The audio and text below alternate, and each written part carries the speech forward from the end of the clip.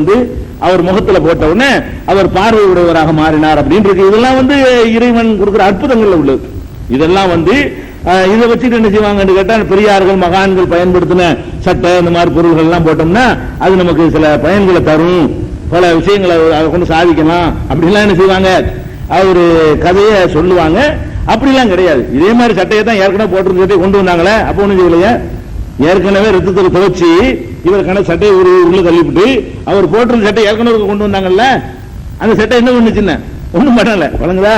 இது அந்த நேரத்தில் அறிவிச்சு கொடுத்துருப்பான். நபிங்கிற முறையில இந்த மாதிரி போடுங்க சரியா வந்துரு அப்படின்னு அறிவிச்சு கொடுத்துருப்பான்னு விளங்கிக்கணும். இதுல குரான் மருத்துவம்னு கூட ஒண்ணு கண்டுபிடிச்சாங்க. நீங்க ஒற்றுமை இதில் கூட பார்த்திருப்பீங்க. இதை வச்சு கொண்டு அவங்க ஆய்வு பண்ணி, ஒரு முஸ்லிம் விஞ்ஞானி ஆய்வு பண்ணி, இந்த கண்புரை நோய் இருக்குல்ல, கண்புரைன்னா அந்த மங்களா பேர் அறுத்து எடுப்பாங்க, சவு மாதிரி படந்துரும் இல்லையா, அந்த கண்புரை நோய் ஏற்பட்டவர்களுக்கு வந்து அதுக்கு ஒரு மருந்து எதுல இருக்குன்னா மனிதனுடைய வியர்வையில் இருந்து அந்த மருந்தை தயாரிக்க முடியும் ஒருத்தர் ஆராய்ச்சி பண்ணி, அவருக்கு அந்த ஆராய்ச்சிக்கு தூண்டுதலா இதான் இருந்துச்சுங்கிறார் அவர் சொல்றாரு. அதனால இந்த இது அற்புதமா நடந்தது. இதனால வந்து சட்டை போட்டோம்னா அப்படி குணம்லாம் ஆயிராது. இதை வைத்துக் கொண்டு அந்த விஞ்ஞானி ஆய்வு பண்ணி என்ன பண்றாருன்னு கேட்டா, மனிதனுடைய வியர்வையில அந்த கண்ணுக்கு ஏதோ சம்பந்தம் இருக்குது அப்படின்னு நினைச்சு அந்த மனித வியர்வையை டெஸ்ட் பண்ணி அதுல இருந்து ஒரு மருந்து தயாரிச்சிருக்காரு. அதை போட்டோன்னு ஆபரேஷன் தேவை கிடையாது. ஒரு சொட்டு விட்டவன கண் புரை நோய் என்னங்கிறது விலகிறது. இப்ப பெரிய அமெரிக்காவிலும் ஜெர்மன்ல அத்தனை நாடுகள் அந்த மருந்துக்காக வேண்டி அந்த உரிமை கேட்கறதுக்கான ஒரு கஞ்சிக்கிட்டு இருக்கிறாங்க. இது பற்றி விரிவான ஆர்டிகல் வந்து உங்களுக்கு ஒற்றுமையில கூட அந்த பத்திரிகையில கூட அதை நம்ம எழுதி இருந்தோம். அதுல இருந்து இது ஒரு ஆய்வு, விஞ்ஞான ரீதியான ஒரு விளக்கம். ஆனா இது நடந்தது விஞ்ஞான ரீதியாவெல்லாம் சொல்ல முடியாது. சட்டையை போட்டு சட்டை காஞ்சி போயிருக்குமே, வேர்வையை ஓடிட்டு இருக்க போகுது. இது அல்லாஹ் என்ன பண்றான், அப்படி ஒரு அற்புத நிகழ்ச்சி காட்டுகிறான். பார்வை வந்துருச்சு. பார்வை வந்த உடனே அவங்க சொல்றாங்க, தந்தையே எங்களுக்கு பாவ மன்னிப்பு தருங்க, நாங்க நிறைய தப்பு பண்ணிட்டோம், திருந்துட்டோம், இப்போ வந்து நீ எங்களுக்காக பாவ மன்னிப்பு தருங்க உடனே நான் பாவ மன்னிப்பு தேடுறேன் அப்படின்னு சொல்லிட்டாரு. பிறகு எல்லாரும் திரும்ப எகிப்துக்கு சொந்த ஊரை விட்டுவிட்டு எல்லாம் எகிப்து நாட்டுக்கு வந்த உடனே அத்தனை பேரையும் ஆவா இலகி அபவை தன்னுடைய பெற்றோரை அரவணைத்துக் கொண்டார். புது மிஸ்ர இன்ஷா அல்லாஹ் ஆமினீன், அல்லாஹ் நாடினால் இந்த மிஸ்ர நகரத்திலே, எகிப்து நகரத்திலே அச்சமற்றவர்களாக நீங்கள் தாராளமா நீங்கள் இருங்கள், நுழையுங்கள் அப்படின்னு சொன்ன உடனே ரஃபா அபவைகள் அரசி தன்னுடைய பெற்றோரை இந்த சிம்மாசனத்தின் மீது அமர்த்தினார். ஹர்ருலஹு சுஜ்ஜதன், அவருக்கு அனைவரும் பணிந்தார்கள். யார்? யூசுப் நபிக்கு அனைவரும் சைதா செஞ்சாங்க. அந்த சைதாவெல்லாம் கிடையாது, பணிகிறது. அவரது ஆட்சி தலைவர் ஆயிட்டாரு, இவங்க சாதாரண குடிமக்கள் ஆயிட்டாங்க. அனைவரும் பணிந்தார்கள். பணிஞ்ச உடனே அவர் சொன்னாரு, யா அபத்தி தந்தையே ஆதா தஅவீல் ருயாய, இதான் என்னுடைய அந்த கனவுன்னு சொன்ன சின்ன பிள்ளையா இருக்கும்போது அதுக்கு விளக்கம் இதான். அவர் கண்ட கனவுக்கு அவரே விளக்கம் ஆப்பாவுக்கு சொல்லி கொடுக்கிறாரு. என்ன சொல்றாரு, நான் ஒரு கனவு கண்டனே, விளக்கம் அந்த நிறைவேறி போய் பாத்தீங்களா, சூரியன் சந்திரன் நட்சத்திரங்கள் எல்லாம் எனக்கு பணிகிற மாதிரி கனவு கண்டேன். 11 நட்சத்திரம், 11 சகோதரர்கள், சூரியன் தான் வாப்பா, சந்திரன் தான் அம்மா, எல்லாம் சேர்ந்து எனக்கு பணிஞ்சிட்டீங்க பாத்தீங்களா. அல்லாஹ் அந்த கனவை நினைஞ்சிட்டான், கஜ்ஜஅலஹா ரப்பி ஹக்கா, என் இறைவன் அதை மெய்யாக ஆக்கி விட்டான் அப்படின்னு சொல்லிட்டு, அப்புறம் எனக்கு சிறையிலிருந்து என்ன வெளியாக்கினா, எனக்கு வந்து பல உதவிகளை செஞ்சான், எனக்கு என் சகோதரருக்கு மத்தியில் சைத்தான் வந்து எவ்வளவு பிளவுகளை ஏற்படுத்தியும் கூட அதை மீறி அல்லாஹ் வந்து எங்களை எல்லாம் ஒண்ணு சேர்த்து வச்சுட்டான் அப்படின்னு சொல்லி அவர் சொன்னார்னு சொல்லி 88 100 வரைக்கும் இருக்கும். இது வரைக்கும் அசீஸ்ங்கிற நிலையில் அவர் வந்து மந்திரியா தான் இருக்கிறாரு. ஆனாலும் அவர் மன்னர் ஆகிவிட்டார். அந்த மன்னர் முகத்துக்கு பிறகு இவர் அந்த இடத்துக்கு வந்து விட்டார் என்பது குர்ஆன்ல இருக்குது.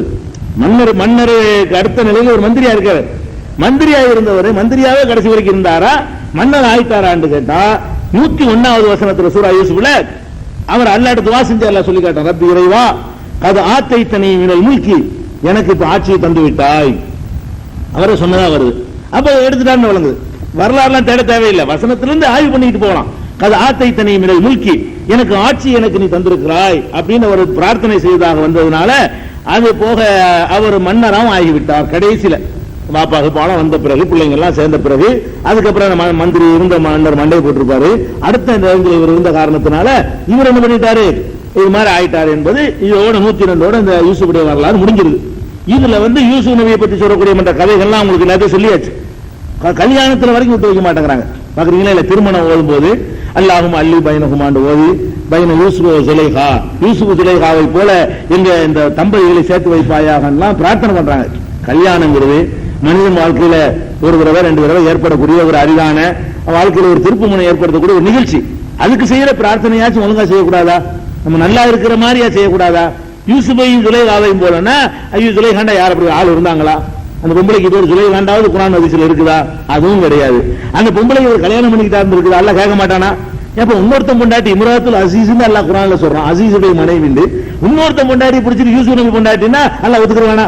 யூசுப் நபியே நாளைக்கு மறுமையில கேஸ் போடுவாரா இல்லையா? அல்லாட்ட வழக்கு போட்டுருவாருங்க. யாரெல்லாம் எனக்கு வந்து யாரோ ஒரு பொம்பளை எப்படி ஏன் பொண்டாட்டிங்கிறாங்க அப்படின்னு கேளுமா வழக்கு போட்டாருன்னு சொன்னா எந்த ஆதாரத்தை நீங்க சொல்லுவீங்க? அதுக்கு யூசுப் நபி வந்து ஏன்பா அவருக்கு இந்த பொம்பளை மனைவின்னு எதை வச்சு நீ சொன்ன? அல்லாஹ் உனக்கு சொல்லி தந்தானா? அல்லாஹ் அனுப்பின தூதர் சொல்லி தந்தாங்களா? இல்ல அப்புறம் ஏன் மேல நீங்க பழி சுமத்திட்டு இருக்கிறீங்க? இதெல்லாம் மறுமையில கேஸ் வராதுன்னு நினைக்கிறீங்களா? அப்ப கல்யாணங்கிற பேர்ல பிரார்த்தனைங்கிற பேர்ல எதுக்கு இந்த யூசுப் சுலைஹா ஏன் சொல்லணும்? யூசுப் சுலைஹாவை போல வாழன்னு சொல்லி இருந்தால் ரசூல் ஸல்லல்லாஹு சொல்லி தந்திருக்க மாட்டாங்களா? அவங்க தங்க மகளுடைய கல்யாணத்துக்கு இப்படி பண்ணாங்களா? சஹாபாக்களுடைய திருமணத்தில் இப்படி பண்ணாங்களா? அவங்க திருமணத்தில் இந்த மாதிரி என்னை வந்து யூசுப் சுலைஹா போல வாழ வைப்பாயான்னு கேட்டாங்களா? இல்ல. எல்லாம் போய் அந்த துவாவை அம்புட்டு போய் மூசா சபூராங்கிறான். மூசாவுக்கு சபூரா தான் பொண்டாட்டின்னு யாரும் உங்களுக்கு சொன்னா? அய்யூப் ரஹீமா துவாவுல வரும். அல்லாஹும் அல்லி பைனஹுமான்னு போட்டு பைன யூசுப் சுலைஹா அய்யூப் ரஹீமா மூசா சபூரா ஆண்டுகிட்டு எந்தெந்த நபிமார்கள் பேர்லாம் வருதோ அவ்வளவு நபிமார் பேரையும் போட்டுக்கிட்டு பொண்டாட்டி பேர் கற்பனை ஊழா சேர்த்துக்கிறது.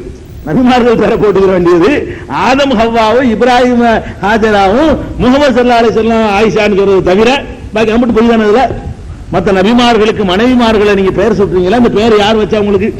அப்படியா அந்த பேர்ல ஒரு மனைவி இல்லாட்டி நீங்க பழி சொன்னவள ஆக மாட்டீங்களா? பொய் சொன்னவள ஆக மாட்டீங்களா? அப்ப இதெல்லாம் வழங்க மாட்டேன். இந்த மாதிரி துவாலாம் செய்யக்கூடாது. திருமணங்கள்ல செய்யற துவா என்னன்னு கேட்டா பாரக்கல்லாஹு லக்கு பாரக அலைக்கு ஜமா பைனகுமா ஃபீ கைர். இதை தவிர பெருமானார் ஸல்லல்லாஹு அலைஹி வஸல்லம் எந்த திருமணத்திலையும் வேற துவா செஞ்சதே இல்ல. நம்ம ஓதக்கூடிய தாலி கட்டுறது ஒன்று உண்டாக்கிட்டு அந்த நேரத்தில் ஓதணும்னு சொல்லி கரெக்டா அலி ஃபாத்திமா அந்த துவாவுல சொல்லிக்கிட்டே வருவா. கடைசியில பையன் அலின்னு ஃபாத்திமான்னு கொஞ்சம் சவுண்டா சொல்லுவார் அஜர்த்து. அப்பதான் கட்டுவா கழுத்துல.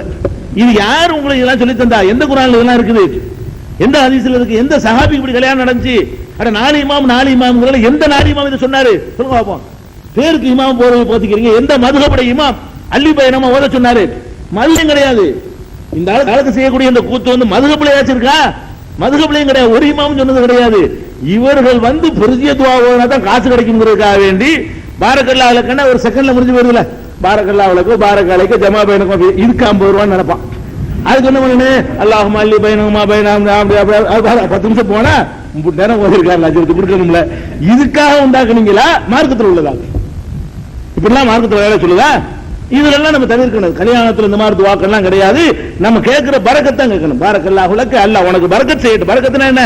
பொருள் குறைவா இருந்தாலும் பயன் நிறைவா இருக்கும். அதுக்கு பேர் தான் பரக்கத். இதான் மனுஷனுக்கு வேணும். லட்ச லட்சமா சம்பாதிக்கிறவங்களுக்கு தேவையில்லை. கொஞ்சம் அல்ல தந்தானா அதுல நம்ம தேவை நிறைவேறணும். எவன்ட்டு கடன் வாங்காம, எவன்ட்டு பல்ல காட்டாம, எவன்ட்டு பிச்சை எடுக்காம அப்படிலாம் இல்லாம நம்ம போயிட்டு இருக்கோமா? அதான் பரக்கத். ₹1,00,000 எனக்கு தந்து 1,50,000 கடனாளி இருந்தா என்னத்துக்கு அது? ₹1,00,000 எனக்கு தந்துவிட்டு 1,00,000 கடன் வாங்க வச்சுட்டானா அது ஒரு வாழ்க்கையா? ₹10,00,000 எனக்கு கொடுத்துட்டு ஆர்ட் ஆபரேஷன் பண்ணி ₹20,00,000 பட்ஜெட் போட்டு நான் என்ன பண்ணுவேன்? ₹10,00,000 எனக்கு தந்துவிட்டு 10 லட்சம் பெருசா தெரியும். அடுத்த வாரம் ஆபரேஷன் பண்ணி சொல்லிட்டாங்க ₹20,00,000 செலவு தான். நான் என்ன பண்றது? இது ஒரு வாழ்க்கையா? ரொம்ப கேட்க கூடாது. நம்ம அல்லாட்ட என்ன கேட்கணும்? அல்லாஹ் நீ கொடுக்குற ரொம்பவா இருந்தாலும் சரி கொஞ்சமா இருந்தாலும் சரி அதுல எங்க தேவை நிறைவேறணும். ₹100 கூட கொடு. தேவை நிறைவேறணும். அப்புறம் எனக்கு காசு தானே தேவை. ₹100 கூட அல்ல எனக்கு தேவை நிறைவேறணும். எவன்ட்ட கடன் வாங்க கூடாது. அப்ப அப்படி நோய் நொடி இல்லாம ஆக்கி வச்சிருப்பான். எக்ஸ்ட்ரா செலவு இல்லாம ஆக்கிடுவான். ₹100 உனக்கு கொடுத்துருக்கிறோம் அதுக்குள்ள அளவுக்கு செலவு வைக்கவும் நல்லா வச்சிருவான். கோடி ரூபாயை கொடுத்துட்டு 1.5 கோடிக்கு செலவு வச்சிட கூட அல்ல.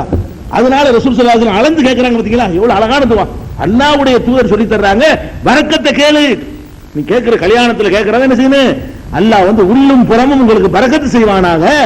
இதை கேட்டு ஒரு கவலையும் கிடையாது. பரக்கத்து கிடைச்சிருச்சுன்னு சொன்னா அவன் வாழ்க்கையில எவன்ட்டு கையேந்த மாட்டான், கஷ்டப்பட மாட்டான். சோத்துக்கு பஞ்சம் இருக்காது, ட்ரெஸ்ஸுக்கு பஞ்சம் இருக்காது. பரக்கத்துனா தானே வீட்டுக்கு பஞ்சம் இருக்காது, காசுக்கு பஞ்சம் இருக்காது, யார்ட்டையும் கையேந்த நிலை வராது. ஏன் தேவையற்ற செலவுகள் அவன்கிட்ட சக்தி இல்லைன்னா அது மாதிரியான செலவு எல்லாம் சுமத்த மாட்டான். இவ்வளவு அடங்கி போச்சு. இதை கேளுங்க கல்யாணத்துல. நல்லதை கேளுன்னா என்னமோ நம்மளை திட்டுறீங்க இதெல்லாம் மாத்திரான்னு சொல்லிட்டு எதை சொல்லித்தரோம்? கெட்டையா சொல்லித்தரோம். அல்லாஹ்வுடைய ரசூல் சொன்னதை கேளுங்கன்னு சொல்றோம். அதனால இதான் கரெக்டான துவா. ரெண்டாவது என்ன கேட்கணும்? 2 பேரும் சந்தோஷமா இருக்கிறத பத்தி கேட்கணும். அந்த சந்தோஷம் கூட எப்படி இருக்குன்னா மார்க்கத்துக்கு உட்பட்டு இருக்கணும். ஜமா பைனகுமா ஃபீ கைர். நல்ல விஷயங்களில் 2 பேரும் எல்லாம் ஒண்ணு சேர்த்து வைப்பானாங்க. கிட்டல ஒண்ணு சேர்த்துட கூடாது. வாங்க சினிமாவுக்கு போவோம் பொண்டாட்டி கூட மாற்றம் பேரு அல்ல புருஷன் கூப்பிடறான் பொண்டாட்டிய சினிமா போயிட்டு போமா அதெல்லாம் வர முடியாது. நல்லது கூப்பிடு வர்றேன், மகனுக்கு பிறகு கூப்பிட்டு வர்றேன், தொழில் பிறகு கூப்பிட்டு வர்றேன்.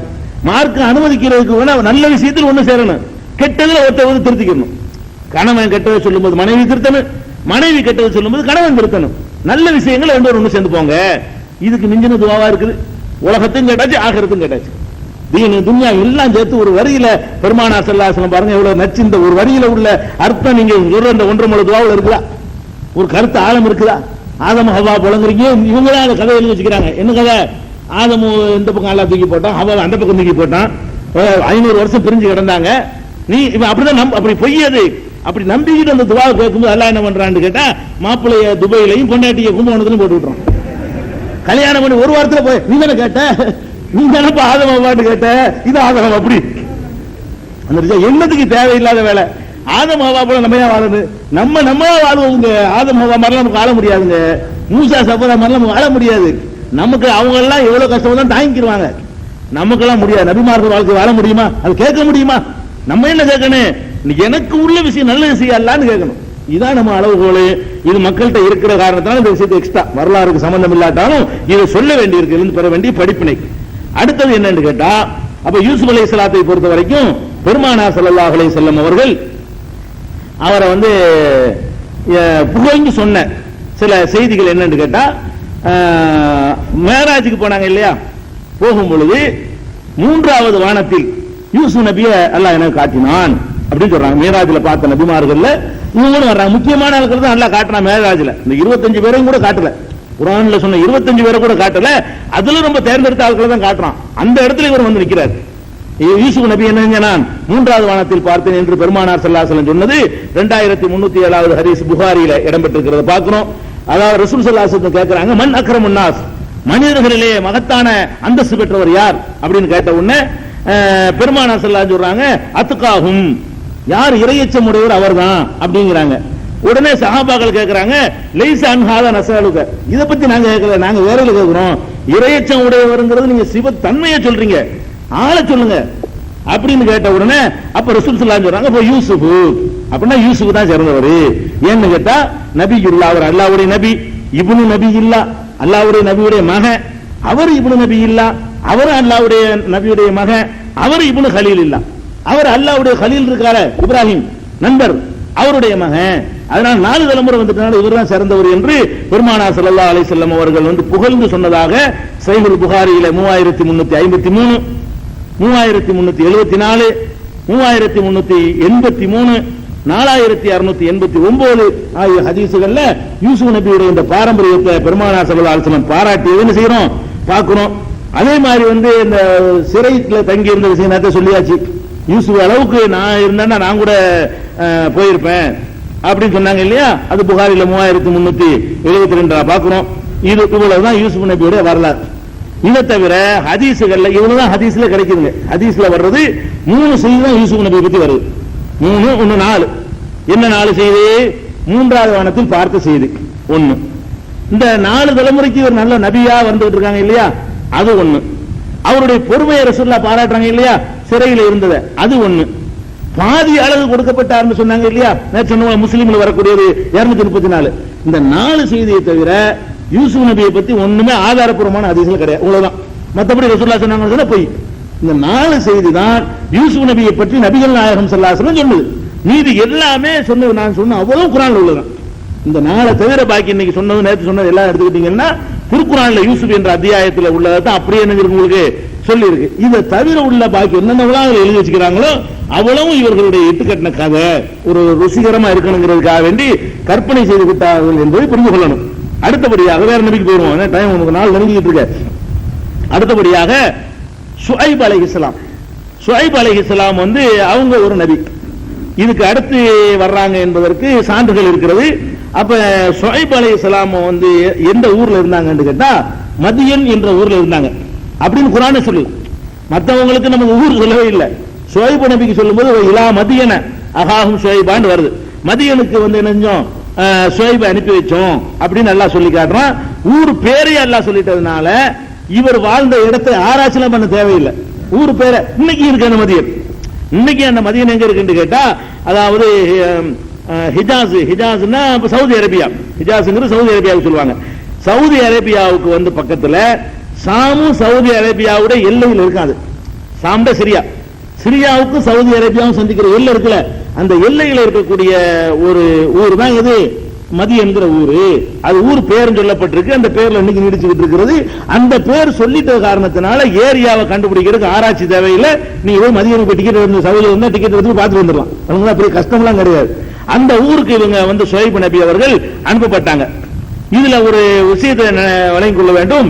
ஷுவைப் நபியை பொறுத்த வரைக்கும் பெரும்பாலான விரிவுரையாளர்களும் நம்ம நீங்கள் எல்லாருமே அப்படித்தான் வழங்கி வச்சிருக்கிறோம். என்ன வழங்கி வச்சிருக்கோம்னு கேட்டா, இவங்க தான் மூசா நபிக்கு மாமனாரு அப்படிதான் எல்லாரும் வழங்கி வச்சிருக்காங்க. எப்படி எதை வச்சு வழங்குறாங்கன்னு கேட்டா, மூசா நபி வந்து அவரு நபி அவருக்கு முன்னாடி இளைஞரா இருக்கும்போது ஒரு கொலை குற்றம் செஞ்சிட்டாரு. கொலைன்னா வேணும்னு கொலை செய்யல. அதாவது ரெண்டு பேர் சண்டை போட்டு இருக்கிறாங்க. ஒரு ஆள் வந்து இவர் இனத்துக்காரர் இஸ்ரவேல், இன்னொரு ஆள் வந்து இஸ்ரவேல் இல்லாத அந்த பிறவனுடைய இனத்துக்காரவங்க. ரெண்டு பேரும் சண்டை போட்டு இருக்கிறாங்க. சண்டை போட்டுக்கிட்டு இருந்தவன என்ன செய்யறாங்க, மூசா நபி பார்த்துட்டு என்னப்பான்னு கேட்டவன அவன் அந்த ஆள் கூப்பிடுறான், யாரு இஸ்ரவேல்காரன், நம்ம ஆளு மூசா நம்ம ஜாதிக்காரர் வந்துட்டாருன்னு சொல்லிட்டு மூசாவே இந்த மாதிரி என்ன அடிக்கிறான்னு கத்தான். உடனே மூசா நபி வந்தார், என்ன பண்ணாரு, ஒரு குத்து விட்டாரு. என்னடா எங்கடா அடிக்க போச்சு, ஒரு குத்து தான் விட்டாரு, ஆளு காலி. அல்ல அப்படி சொல்லி காட்டுறான். வக்கச மூசா அவர் கொல்றதுக்காக கொள்ளல, சும்மா ஒரு குத்து விட்டாரு, அவன் நேரம் முடிய வேண்டி இருந்திருக்குது, ஒரு குத்துனோட ஆளு காலி ஆயிட்டான்னு சொல்றான். அல்ல வக்கச மூசா கலா அலைஹி 28வது அத்தியாயத்தில் இதை பார்க்கலாம். 28வது அத்தியாயத்தில் இந்த 18ல இருந்து பார்த்துட்டு வந்தீங்கன்னா இந்த சம்பவம் வரும். வந்த உடனே என்ன ஆச்சுன்னா, கொன்னுட்டாரா, கொன்ன உடனே ஒரு ஆள் ஓடியாடுறாரு. இவர் மூசா நபிக்கு ஃப்ரெண்ட் ஒரு ஆள் அந்த ஊர்ல இருக்காரு. மூசாவே நீ ஆளை காலி பண்ணிட்டீல, எல்லாம் சேர்ந்து உன்னை தேடிட்டு இருக்கிறாங்க, காலியா ஊரை விட்டு ஓடி போயிரு, நீ கொலை செஞ்சுட்டேன்னு உன்னை பிடிக்கிறதுன்னா ஆளும் இனத்துல ஒரு ஆளை கொண்டு விட்டார். இஸ்ரவேல்ங்கிறது அடிமை இனம். அந்த நாட்டில் வந்து எகிப்துல வந்து இஸ்ரவேல் சமுதாயம் வந்து அடிமை இனமா இருக்கிறாங்க. கிபித்திங்கிற ஒரு சமுதாயம் ஆளு வர்க்கமா இருக்கிறாங்க. ஃபிரௌன் ஆளு வர்க்கத்தில் உள்ள ஆளு, இவர் வந்து அடிமை இனத்தில் உள்ள ஆளு.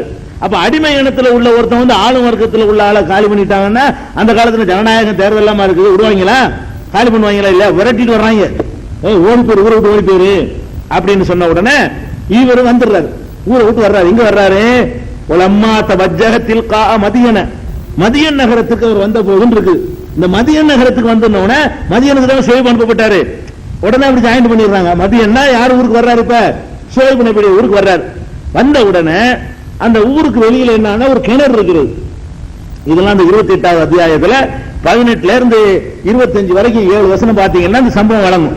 அதுல என்ன வருதுன்னு கேட்டா, அந்த கிணறுல வந்து 2 பெண் தண்ணி இறைச்சிட்டு இருக்காங்க. எல்லாரும் 2 பெண்கள் வந்து என்ன செய்யறாங்கன்னா ஒதுங்கி நிக்கிறாங்க. இந்த கூட்டம் எல்லாம் காலியாகிற வரைக்கும் நெரிசலில் நிக்க முடியாம ஒதுங்கி நிக்கிறாங்க. அவங்க வந்து வர்றவங்க எல்லாம் என்ன செய்யறாங்க, ஆடு மேய்க்கக்கூடியவர்கள் தங்களுடைய ஆடுகளுக்காக வேண்டி தண்ணீரை இறைச்சிக்கிட்டே இருக்கிறாங்க. இவர் பார்த்தாரு, இன்னும் பொம்பளை மட்டும் அநியாயமா ஒதுக்கி வச்சிருக்காங்கன்னு சொல்லிட்டு இவர் வேகமா போய் என்ன செய்யறாரு, ஒரு 3 நாள் தானே, உடனே தண்ணி இருக்கு வாமான்னு கூப்பிட்டு என்ன வேணும் இந்த தண்ணி அப்படின்னு அடிச்சு கொடுத்துட்டாரு. இவர் ஒரு வாடு சட்டமா இருந்தாலும் அவங்க ஒன்றும் பிரச்சனை ஒன்றும் பண்ணல. உடனே இந்த 2 பிள்ளைங்களும் போய், 2 மகள், அந்த 2 பிள்ளை சகோதரிகளும் போய் அவங்க தகப்பனாக்க சொல்றாங்க, இந்த மாதிரி சீக்கிரம் வண்டியில என்ன செய்யுது, பொதுவாக எல்லாம் முடிச்சுட்டு கடைசியாக தான் அவங்க எடுத்துருவாங்க போல இருக்கு. வந்த உடனே இந்த மாதிரி ஒருத்தர் வந்தாரு, அவர் வந்து நல்ல ரொம்ப பலசாலியா இருக்கிறாரு, நம்பகமான ஆளா இருக்கிறாரு அப்படின்னு சொல்லி அவர் சொல்லும் போதே பலசாலியும் சேர்த்து சொல்றாங்க. அப்படின்னா கொஞ்சம் பலம்லாம் காட்டுறதுன்னு நடக்குது. தண்ணி அரைச்சி வச்சுட்டா பலம் கண்டுபிடிக்க முடியும். ஏன் அப்ப கவிகள் அணுகுங்கிறாங்க, ரொம்ப நம்பிக்கையான ஆளா இருக்கிறார். நம்பிக்கையான ஆள் என்ன அர்த்தம், பொம்பளைகளுக்கு தண்ணி உதவி பண்ண காட்டல, நம்பிக்கையான ஆளு. பொம்பளைகளுக்கு தண்ணி அரைச்சு கொடுத்தா நம்ம ஒரு உதவி செஞ்சா என்ன செய்வோம், ஆம்பளை காட்டிடுவோம்ல, அவர் காட்டல, நம்பகமான ஆளா இருக்காரு. அதே நேரத்தில் பலசாலியாவும் இருக்கிறாரு. 50 பேர் கூட்டத்து மத்தியில் வந்து நின்றுட்டு நாங்க எங்களுக்காக தண்ணி அரைச்சு தர்றாங்க, ஒரு வலிமை இருக்கணும், தைரியசாலியா இருக்காரு அப்படின்னு இவரை பத்தி அறிமுகப்படுத்தணும்னு அவங்களை கூட்டுவாங்க. அவரை கூட்டிட்டு வாங்க, அவருக்கு நம்ம சரியான கூலி கொடுப்போம் அப்படின்னு சொல்லிட்டு கூலி கொடுக்கறதுக்கு தான் கூட்டு வர்றாங்க. கூட்டு வந்த உடனே இந்த மாதிரி விஷயத்தை அவர் சொல்றாரு. கச ஆலைகள் கசஸ் அந்த சம்பவங்கள் எல்லாம் என்ன செய்யறாரு, ஊர்ல நடந்தது, இந்த மாதிரி ஒரு ஆளை குத்துனது, காலியானது, வருத்திட்டு தெரிகிறது, அதுக்கு பயந்துட்டு ஓடி வந்தது, வேற வழி இல்லாம நான் நினைக்கிறேன் அப்படின்ற உடனே அவர் என்ன பண்றாருன்னு கேட்டா, பயப்படாது, நஜவுத்த மினல் கோமில் வாலிமீன், அநியாயக்கார கூட்டத்திலிருந்து நீ தப்பித்துக் கொண்டாய், உனக்கு ஒரு பயமும் கிடையாது அப்படின்னு சொல்லிட்டு நீ வந்து இங்கே தங்கிக்க, உனக்கு என் மகளை கல்யாணம் பண்ணி தர்றேன். ஆனால் என்ன செய்யணும்னு கேட்டா, ஒரு 8 வருஷ காலம் என்ன செய்யணும், என்னுடைய வந்து வயல்ல வந்து வேலை செய்யணும்.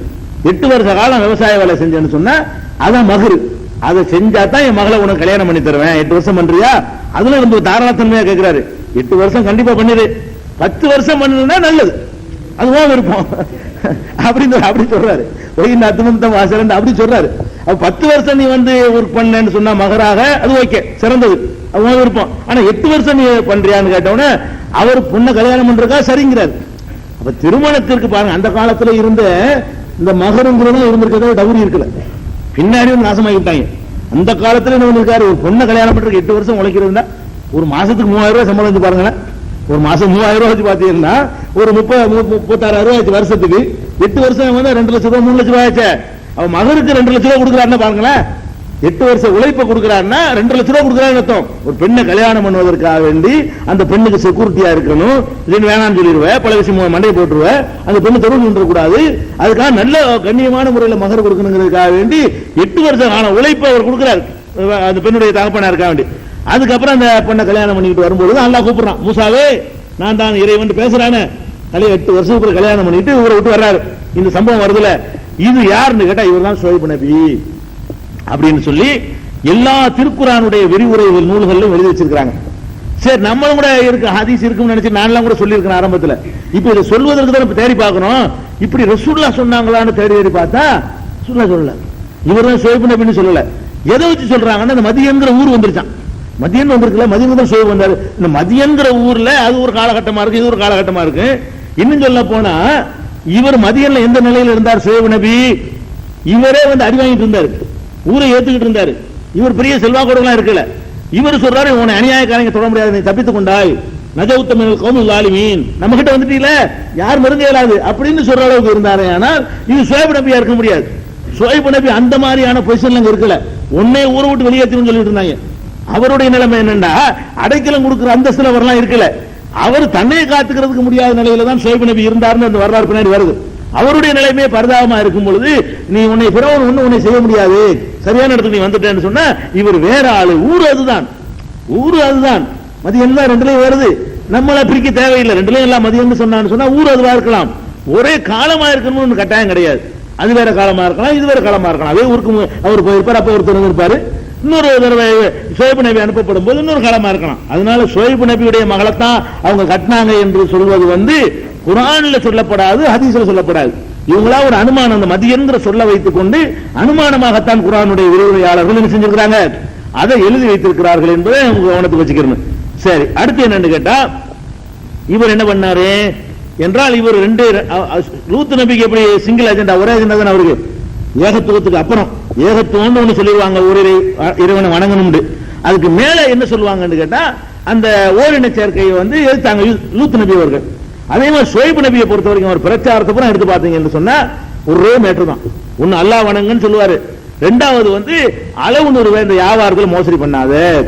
அவர் அனுப்பப்பட்டது வந்து இந்த மாதிரியான கூட்டத்துக்கு அனுப்பப்பட்டிருக்காரு. அவங்களோட வேலை இதுக்குன்னு ஒரு நபி அனுப்புறான்னு சொன்னா இதுல எவ்வளவு கவனம் இருக்குன்னு அல்லாஹ் எவ்வளவு கோவம் வரும்னு பாத்துக்கோங்க. லூத் நபி சமுதாயம் செஞ்ச வேலைக்கு ஒரு நபி அனுப்புறான், அது பயங்கரமான குற்றம் நமக்கே தெரியுது. ஆனா எது நமக்கு தெரிய மாட்டேங்குது, அளவுல மோசடி செய்யறது, 50 கிராம குறைச்சு கொடுக்கிறது, உள்ள ஒண்ணு வச்சு வெளியே ஒண்ணு கொடுக்கிறது, வாங்குறதுக்கு ஒரு படி விக்கிறதுக்கு ஒரு படி வச்சுக்கிறது, அதுக்கு ஒரு தனித்த ராசி, இதெல்லாம் நமக்கு குற்றமாக தெரிய மாட்டேங்குது. இதை திருத்த ஒரு நபி அனுப்பி இருக்கிறான், அதை திருத்த ஒரு நபி அனுப்பின மாதிரி இதுக்குன்னே ஒரு ஆளை நபி அனுப்புறான்னு சொன்னா இது எவ்வளவு பெரிய மேட்ரு. அவர் சொன்ன பிரச்சாரத்தை பாருங்க. ஒயிலா மதியன அகாஹும் ஷுஐபா 7வது அத்தியாயத்துல 85 இருந்து 93 வரைக்கும் அவருடைய பிரச்சாரம். 7ல 85 to 93. ஒயிலா மதியன அகாஹும் ஷுஐபா, மதியன் நகரத்திற்கு அவர்களுடைய சகோதரர் ஷுஐபை அனுப்பி வைத்தோம். அந்த சமுதாயத்தை சேர்ந்தவர் வழங்குது, வெளியூர்காரர் இல்ல, அவங்களுடைய சகோதரன் சொன்னதுனால அந்த ஊரை சேர்ந்தவர். கால யாக்கோம் இவதுல்லா, மக்கள்கிட்ட அவர் சொன்னாரு, அல்லாஹ்வை வணங்குங்கள், மாலக்கும் இலாஹின் கைருஹு, அல்லாஹ்வை தவிர உங்களுக்கு வேற கடவுள் இல்லை. ஃபர்ஸ்ட் எல்லாரும் சொல்றது இது, எந்த நபி இந்த பிரச்சாரத்தை தவிர்க்க மாட்டாங்க, அல்லாஹ் மட்டும் வணங்குங்க, வேற யாரையும் வணங்காதீங்கன்னு சொல்லிடுவாங்க. சொல்லிட்டு என்ன பண்றாருன்னா, கஜ்ஜாக்கும் பையனத்தும் ரப்பிக்கும், உங்கள் இறைவனிடமிருந்து அத்தாட்சியோட நான் வந்திருக்கிறேன், அவர் ப்ரூஃப் கொடுத்திருக்காரு. என்னன்னு அல்லாஹ் சொல்லப்படுற குர்ஆன்ல ஹதீஸ்லயும் ஷுஐப் நபி கொண்டு வந்த அற்புதம் என்னன்னு சொல்லப்படவில்லை. ஆனா அற்புதம் கொண்டு வந்தேன் அந்த மக்கள்கிட்ட சொன்னதுல இருந்து என்னமோ ஒரு அத்தாட்சி எல்லாம் கொடுத்திருக்கான். அதோடு நிறுத்திக்கிறேன், நம்ம கற்பனை பண்ணக்கூடாது, அற்புதத்தை கொண்டு வந்திருக்கிறேன். எனவே கைல ஒரு மீசான், அளவு நிர்வகிகளை முழுமையாக்குங்கள், அளந்தாலும் முழுசா அளந்து கொடுங்க, நிறுத்தாலும் முழுசா அளந்து கொடுங்க. வலா தபஹசுன் நாஸ அஸ்யாஅஹும், மக்களுக்கு அவர்களுடைய பொருட்களை குறைத்து விடாதீர்கள், மக்களுக்கு வந்து அவங்களுக்கு உரிமையான பொருட்களை வந்து நீங்க குறைச்சிடாதீங்க என்று அவர் சொன்னார். மேலும் வலா துஃப்ஸிது ஃபில் அர்தி பஅத இஸ்லாஹியா, இந்த பூமி சீர்திருந்திய பிறகு பூமியில குழப்பம் செய்யாதீங்க, ஒழுங்கா போயிட்டு இருந்துச்சு, நாசமாக்குறீங்களா திடீர்னு அநியாயம் பண்றீங்களே என்று அவர் சொல்கிறார். ذَلِكُمْ خَيْرٌ لَكُمْ إِن كُنتُم مُؤْمِنِينَ, நீங்கள் நம்பிக்கையாளர்களாக இருந்தால் இதுதான் உங்களுக்கு நல்லது, அளவு நிறுவ மோசடி செய்யாதீங்க அப்படின்னு சொல்லிட்டார். மேலும் அவர் பிரச்சாரம் பண்றாரு. அப்ப அவங்கள்ட்ட இந்த ஒரு தப்பு இருக்கிறது விளங்குது. ரெண்டாவது என்னன்னு கேட்டா, இந்த கட்ட பஞ்சாயத்து மாமூல், இந்த அடிவடி பண்றது, மாமூல் வாங்குறாங்கல்ல ரவுடிகள்லாம் வந்து, இந்த மாதிரியான வேலைகள் அவங்களுக்கு தொழில் போல இருக்கு. அதையும் அல்லாஹ் சொல்லி அந்த நபி சொல்லி காட்டுறாங்க. வலா தக்கூது பிகுல்லி ஸலாத்தின் துஇதுன, மக்களை எச்சரிக்கிறதுக்காக வேண்டி, பயங்காட்டுறதுக்காக வேண்டி ஒவ்வொரு பாதையிலையும் உட்கார்ந்து கொள்ளாதீர்கள். பாதையில் உட்கார்ந்து மிரட்டுற ஆட்களை, என்னது இங்கிட்டு போறியா 100 கொடுத்துட்டு போ, 50 கொடுத்துட்டு போ அப்படின்னு சொல்லி என்ன செய்யறது, அந்த மாதிரி மக்களை வந்து பாதையில உட்கார்ந்து கொண்டு மக்களை மிரட்டாதீர்கள். இரண்டாவது தசுத்தூன் சபீலில்லாஹி மன் ஆமன பிஹா, நம்பிக்கை கொண்ட மக்களை வந்து நல்வழியை விட்டு தடுக்காதீங்க. அது செஞ்சிருக்கிறாங்க. இவரை கொஞ்சம் பேர் ஏத்துக்கிட்டு இருக்கிறாங்க. அதை தடுக்கிறது ஒரு வேலை, மக்களை வந்து மிரட்டி பணம் பறிக்கிறது ஒரு வேலை. பணம் பறிக்கிறதுக்கு எந்த நியாயமும் வேண்டியது இல்லை என்று இருந்திருக்கிறாங்க. ஏறக்குறைய இந்த பொருள் முதல்வாதம் அந்த அந்த அந்த சித்தாந்தங்கள் ஆரம்பிக்குது. பணம் சம்பாதிக்கிற என்ன வேணாலும் செய்யலாம், பணம் தான் குறிக்கோள், அதை தவிர ஒண்ணும் கிடையாது வாழ்க்கையில அப்படிங்கிற மாதிரியான ஒரு சித்தாந்தத்தில் உள்ள சமுதாயமாக அவர்கள் இருந்திருக்கிறார்கள். அப்ப இன்னும் சொல்லி காட்டுற ஒதுக்குறு இது குந்தும் கலீலன், சிந்தித்து பாருங்கள் எவ்வளவு கம்மியான எண்ணிக்கையில நீங்க இருந்தீங்க ஒரு காலத்துல. ஒரு கஷ்டம் இருக்கும், அல்லாஹ் உங்களை அதிகமாக்கி இருக்கிறான். ரொம்ப மைனாரிட்டி சமுதாயமா இருந்திருக்காங்க ஒரு காலத்துல, அல்லாஹ் வந்து அதிகமாக்கி இருக்கிறான். அதை செஞ்சு பார்க்க மாட்டீங்களா? ஏற்கனவே குழப்பம் செய்தவர்களுடைய முடிவு என்ன ஆனது என்று ஆராய மாட்டீர்களா? அப்படி எல்லாம் கேட்கிறாரு. அதுக்கப்புறம் என்ன செய்யறாரு, அவங்க என்ன பண்றாங்க தெரியுமா பதிலு, காலல் மலவுல்லதி நஸ்தக்பரு மின் கௌமிஹி, அவரது சமுதாயத்திலே பிரமுகர்கள், ஆணவம் முடித்த பிரமுகர்கள் சொன்னார்கள், நுகுரிஜன்னக யா சுவைப், சுவைபே உன்னை வெளியேற்றுவோம், வல்லதீன ஆமனுமாக்க உன்னை நம்பிக்கை கொண்டிருக்கிறாங்களே அவங்களையும் வெளியேற்றுவோம், மின் கரியத்தினா எங்கள் ஊரை விட்டு வெளியேற்றுவோம். இதுதான் எல்லா காலத்திலும் உள்ளது. சத்தியத்தை சொன்னா ஊரை விட்டு விளைக்கிறோம், ஊர் நீக்க பண்ணிடுவோம். இதேதான் அதே அதே அதே ஆணவம் பிடிச்ச கூட்டம் திருப்பி திருப்பி வந்துகிட்டே இருக்காருங்க. காலல் மல உள்ளது நஸ்தக்பரு மின் கௌமிஹி, அவரது சமுதாயத்திலே ஆணவம் பிடித்தவர்கள் சொன்னார்கள், ல நுகுரிஜன்னக யா சுவைப் வல்லதீன ஆமனுமாக்க மின் கரியத்தினா அவுல தஊதுன்ன ஃபீ மில்லத்தினா, ஒன்னும் எங்க வழிக்கு பழைய வழிக்கு திரும்பி வரணும், இல்லைன்னு சொன்னா உன்னை வெளியேற்றுவோம். நீ பஞ்சாயத்துல ஜமாத்துல ஃபைன் போடுவோம், ஃபைன் போட்டு தப்புன்னு ஒத்துக்கிறன்னு, இல்லைன்னா உன்னை வந்து நீக்கிடுவோம். இன்னைக்கு பாரு அப்படி திரும்புது இதே வாசகம். இதே மாதிரி அபுஜஹில்களும் இதே மாதிரி ஷுவைப் நபில இருந்த அவர் சமுதாயத்தில் ஆணவம் பிடித்தவர்கள் இன்னைக்கு இருக்கிறார்கள். சத்தியத்தை சொன்னதுக்காக வேண்டி இந்த மாதிரியான ஊர் நீக்க மிரட்டல் யாருக்கு பண்ண மாட்டான்? வரதட்சணை வாங்குறானே உன்னை நீக்கணும்னு சொல்ல மாட்டான். வரதட்சணை வாங்குவான் அவனை நிக்க மாட்டாங்க. வட்டிக்கடை வச்சிருப்பான் அவனை நிக்க மாட்டாங்க. வெச்சாரத்தை தொழிலா பண்ணிட்டு இருப்பான் அவனை நிக்க மாட்டாங்க. ரொம்ப அக்கிரமம் பண்ணுவான் அவனை நிக்க மாட்டாங்க. யாரை நிக்குவாங்க? குடிச்சிட்டு வந்து பள்ளியாசல் படுத்து கிடப்பான் அவனை நிக்க மாட்டாங்க. எல்லாம் வணங்குகிறான்னு சொல்லட்டுமே, ஊர் நிக்கிறோம் ஊர் நிக்கிறோம் உன்னைய என்ற அளவுக்கு கேடு கட்டவர்களாக எல்லா காலத்திலும் இருந்தாங்க. இப்பவும் நம்ம சமுதாயத்தில் இது மாதிரியானவர்கள் கையில இருக்கிறது. ஒண்ணுமில்லாம போயிருவாங்க. இருந்து ஒரு காலத்துல 20 வருஷம் நினைச்சு பாருங்க, கலந்துடக்கூடாது. அல்ல ஒண்ணுமில்லாம தொடச்சிட்டே வர்றான், அவங்களா காணாம போயிருவாங்க. சரி, அவர் அதுக்கு என்ன நீங்க பதில் சொல்லணும்? அவர் சொல்றாரு, அவ்வளவு குன்னா காரியின் நாங்க ரிட்டர்ன் ஆயிடுறோம், எங்களுக்கு பிடிக்காட்டாலும் ரிட்டர்ன் ஆகுமா? பிடிக்கலடா, பிடிக்கல நாங்க வந்திருக்கிறோம், மார்க் பிடிக்கலன்னு நாங்க வந்திருக்கிறோம், பிடிக்காட்டாலும் நாங்க வருவோமா? அப்படி நாங்கள் வந்தால் கதிப்தரைனா அலல்லாஹி கதிபா, அல்லாஹ் மேல நாங்கள் பொய் சொன்னவர்கள் ஆயிருவோம். முதல்ல அது சரின்னு சொல்லிவிட்டு இல்ல இதான் சரின்னு சொன்னா பொய் சொன்ன என்ன வரைக்கும் உறுதியா நிக்கிறேன்னு சொன்னா ஷுவைப் நபி அந்த உறுதியை நம்ம என்ன செய்யணும்? காட்டணும். அப்ப இன்னுதுனா ஃபீ மில்லத்திக்கு, உங்கள் மார்க்கத்தை நாங்க வந்தோம்னு சொன்னா நாங்க அல்லாஹ் மேல பொய் சொன்னவர்கள் ஆயிருவோம். ஒமா யகூனு லனா அன் நஊத பிஹா, அதுல திரும்பி வர்ற பேச்சே கிடையாது. திரும்பி வரணும், வெளியேற்றிக்க. திருந்துறது, ரிட்டர்ன் ஆகுறது, வாபஸ் வாங்குறது, பின்வா அந்த விளையாட்டே கிடையாது. நாங்க ஆகிறதுக்காக வந்திருக்கிறோம், துனியாவுக்கு வந்தோமா, நாங்க மறுமைக்காக வந்திருக்கிறோம் அப்படின்னு சொல்லி போல்டாக நெஞ்சாரவரே அடி சொன்னார். சொல்லிவிட்டு அல்லாஹ்ட்ட பிரார்த்தனை பண்ணிட்டாரு. இவர் ரொம்ப எவ்வளவு நாளையே நடந்திருக்கு, ஒரு நாளா இதே பல காலம் நடந்திருக்கு. ரப்பனா ஃப்தஹ் பைனனா வ பைன கௌமினா பில் ஹக், இறைவா எங்களுக்கு எங்கள் சமுதாயத்திற்கு மத்தியில் சத்தியமான ஒரு தீர்ப்பு அளிச்சிரு, முடிவு கட்டிரு, நீ தான் தீர்ப்பு அளிக்கிறவன், இனிமே நீங்க தாங்க முடியல அப்படின்னு அவர் பிரார்த்தனை செஞ்சாருன்னு வழங்குது.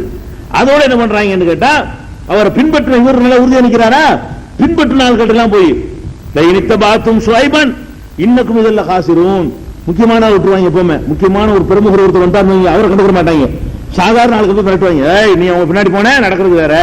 அதே மாதிரி நீங்கள் ஷுவைபை பின்பற்றினீர்களே ஆனால் பெரும் நஷ்டம் அடைவீர்கள், ஜாக்கிரதை என்று மக்களை மிரட்டுறாங்க. இவங்க எல்லாம் என்ன பண்ணிட்டான், அப்படி பார்த்துட்டே இருந்தான்.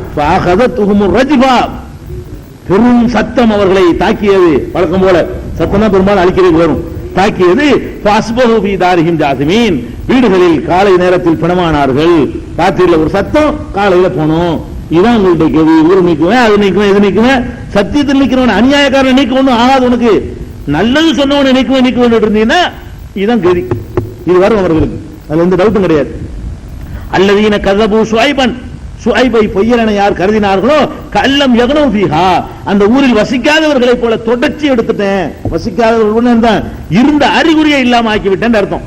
அல்லதீன கஸபு ஷுஐபன், ஷுஐபை பொய்யரென கூறியவர்கள் கானூ ஹுமுல் காசிரீன், அவர்கள் தான் நஷ்டப்பட்டார்களே தவிர அவரை பின்பற்றியவர்கள் நஷ்டப்படல. உலகத்திலே நான் காட்டிட்டேன் அப்படின்னு சொல்லி 7வது அத்தியாயத்துல 93 வரைக்கும் உள்ள 85 to 93 சொல்றான்.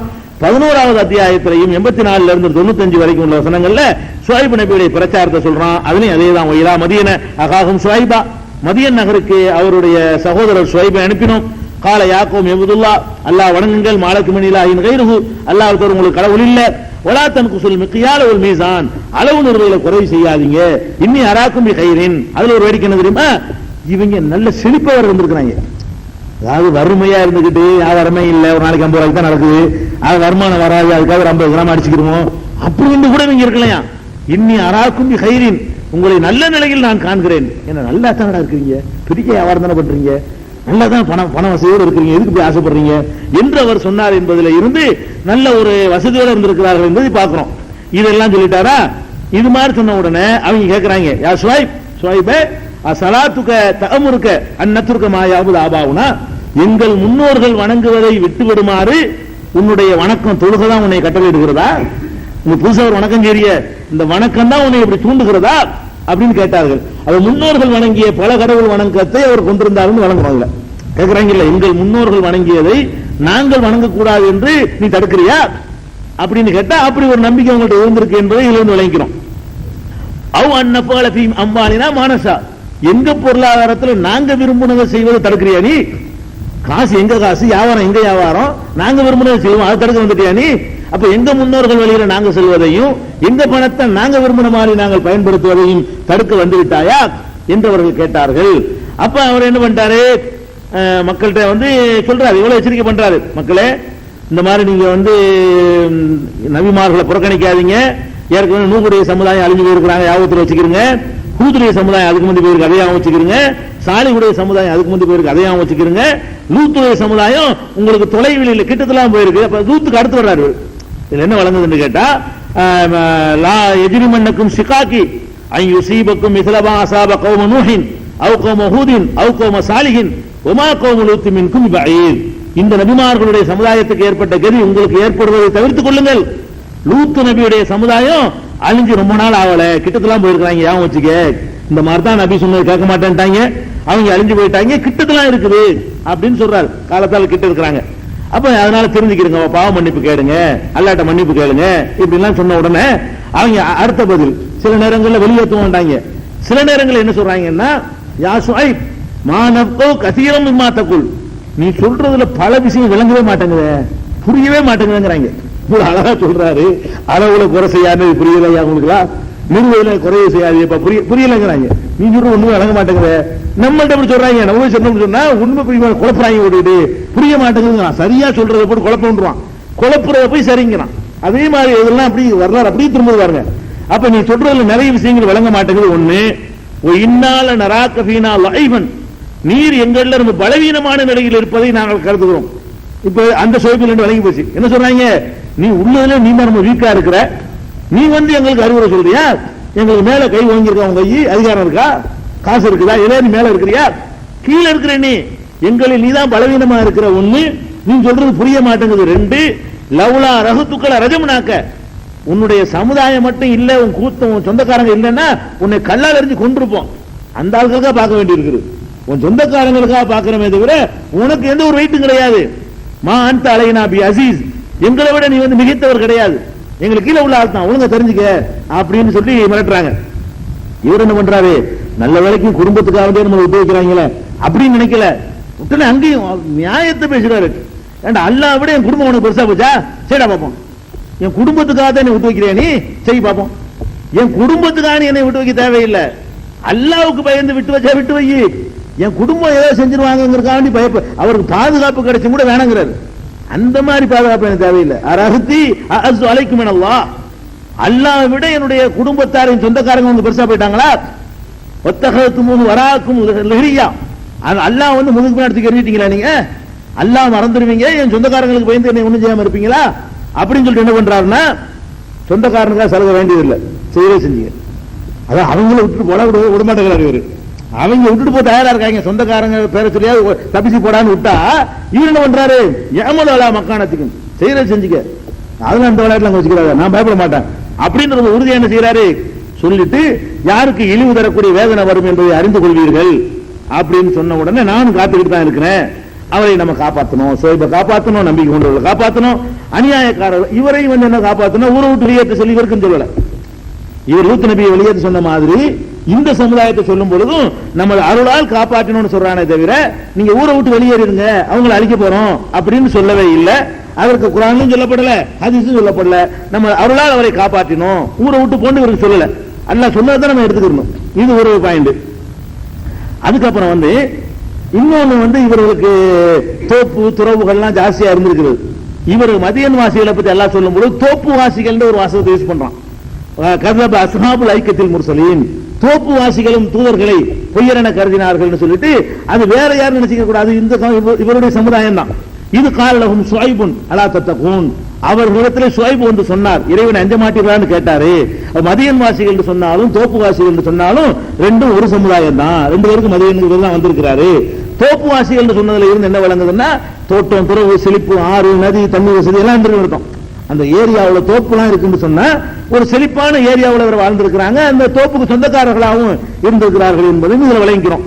அவங்க என்ன சொல்றாரு, வழக்கமா எல்லா நபிமார்களும் சொல்றாரு, நான் நம்பிக்கை தூதரா இருக்கிறேன், அல்லாஹ் பயந்துக்கிறீங்கப்பா, எனக்கு கட்டுப்படுங்க, நான் உங்கள்கிட்ட கூலி கேட்கிறேன்னா காசா இருக்கிறேன், இது சொல்றதுனால ஏதாவது லாபத்தை எதிர்பார்க்கிறேன்னா, இதே மாதிரி வழக்கமா உள்ளதை நீங்க அளவு நிர்வாகிகள்லாம் குறை சொல்லாதீங்க குறைக்காதீங்க இதெல்லாம் சொன்ன உடனே பழையபடி சொல்லிட்டாங்க. அந்த மூணாவது குற்றச்சாட்டு, இன்னமா அந்த மினல் முசாஹரீன், உனக்கு எவன மந்திரம் வச்சுக்கிட்டான், நீ நான் சொல்லல, உனக்கு எவன சூனியம் பண்ணிவிட்டான், இன்னமா அந்த மினல் முசாஹரீன், நீ சூனியம் வைக்கப்பட்டுட்ட, உனக்கு எவன சூனியம் வச்சுவிட்டாங்க என்று சொன்னார்கள். இரண்டாவது சொன்னார்கள், எங்களை போன்ற ஒரு மனிதராகத்தான் உன்னை பார்க்கிறோம், அந்த இல்லா பஷர் மிஸ்லுனா, எங்களை மாதிரி ஒரு மனுஷனா தான் உன்னை பார்க்கிறோம், இன்னதும் மினல் காதிபீன், நாங்க பொய்யனாகத்தான் உன்னை கருதுறோம். அதோட இருந்தா பரவாயில்லை, சவால் ஃபஸ்கி தலைனா கிசபம் மின சமா இன்குட்டு மின சாதிகீன், நீ உண்மையாளரா இருந்தா வானத்துல மேல வானம் அதுல ஒரு துண்டு கரெக்டா புலந்து எங்க தலையிலிருந்து வச்சிருவோம், வானம் இடிஞ்சு எங்க மேல அப்படி விழுந்து அழி பார்ப்போம் அப்படின்னு அவங்களா பயன் எடுத்து கொடுக்குறாங்க, அழிவு அவங்களா கேட்கறாங்க. நீ உண்மையாளராக இருந்தால் வானத்தில் ஒரு துண்டை இடிஞ்சு எங்க மேல உழைச்சி பார்ப்போம் அப்படின்னு சொன்னார்கள்.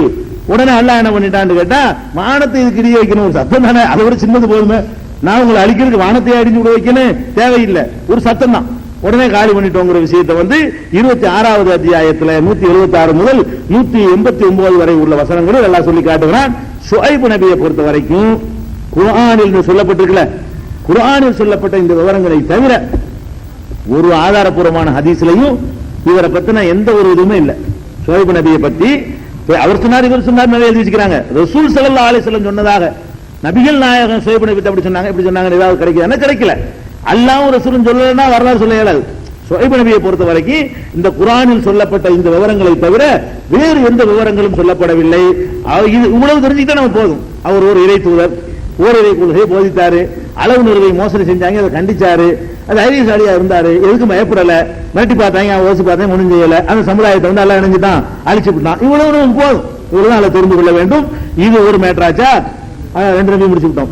அடுத்து ஒரு நபி, இந்த நபி சீக்கிரம் முடிச்சிடலாம், இவரை பத்தி ஜாஸ்தியா சொல்லப்படவில்லை. அடுத்த நபி யாருன்னு கேட்டா அய்யூப் நபி அவர்கள். அய்யூப் நபியை பொறுத்த வரைக்கும் அய்யூப் நபி கிஸ்ஸாவை வந்து நாங்கெல்லாம் சின்ன பிள்ளையா இருக்கும் பொழுது நபிமார்களை பயன் பண்ண வருவாங்க கிஸ்ஸாவுல. அய்யூப் நபி கிஸ்ஸா மட்டும் ஒரு வாரம் வரும், அவ்வளவு சொல்லுவாங்க, கதையா சொல்லுவாங்க, அது எல்லாமே போய் அய்யூப் நபி சொல்றாங்க பாருங்களேன், அவர் நோய் வந்துச்சு, புழு புழுத்து போச்சு, புழு எல்லாம் பிடிச்சி பிடிச்சி மேல விட்டு வரான், நல்லா சாப்பிடு நல்லா சாப்பிடு, புழு ஒரு உடம்பெல்லாம் அரிக்குமா, அந்த புழு கீழே விழுந்தா கூட எடுத்துறது மேல போட்டுக்குவாரான் அப்படின்னு பாரான்.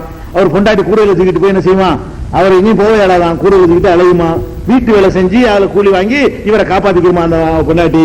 அதுக்கப்புறம் ஒரு நாள் வீட்டு வரைக்கும் கேட்க மாட்டேன்ட்டாங்களாம்.